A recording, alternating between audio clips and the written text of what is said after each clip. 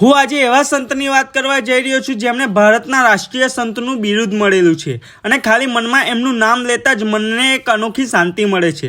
હા, હું વાત કરી રહ્યો છું બગદાણા ધામના બજરંગદાસ બાપાની। ઇતિહાસની વાત કરવા જઈએ તો તેમના બાળપણનું નામ ભક્તિરામ હતું અને બીજું ધોરણ ભણ્યા બાદ 11 વર્ષની ઉંમરે તેમના ગુરુ સીતારામ પાસેથી દીક્ષા લીધી હતી। ત્યારબાદ બજરંગદાસ બાપા દક્ષિણા આપવા માટે ગુરુ પાસે ગયા અને ગુરુએ એવું કહ્યું કે તમે દુનિયામાં ભ્રમણ કરો અને દીન દુખિયાની સેવા કરો। આ સમયે ગુરુએ તેમનું નામ બજરંગી રાખ્યું હતું। ત્યારબાદ મુંબઈમાં બજરંગદાસ બાપાએ એક ગોરાને ખારા કિનારેથી મીઠું પાણી કાઢીને પરચો આપ્યો હતો અને આવા તો ઘણા બધા લોકોને અનેક પરચા આપ્યા હતા અને પછી 41 વર્ષના ઉંમરે બાપા બગદાણામાં આવ્યા હતા। આ ઉપરાંત તેમણે 1962, 1965 અને 1971માં પાકિસ્તાન અને ચીનના યુદ્ધ વખતે સરકારના સંરક્ષણ ખર્ચ માટે તેમના આશ્રમની બધી જ વસ્તુઓની હરાજી કરી અને તેમની મદદ કરી હતી। ત્યારબાદ બજરંગદાસ બાપાએ 9 જાન્યુઆરી 1977ના રોજ બગદાણામાં તેમને શાંતિ દેશ છોડ્યો હતો અને ત્યારથી જ બગદાણા ધામ એક શ્રદ્ધા અને આસ્થાનું કેન્દ્ર બની ગયું અને અત્યારે લાખો શ્રદ્ધાળુઓને વિના મૂલ્ય ચા, નાસ્તો અને ભોજનની સેવા 24 કલાક આપી રહ્યા છે।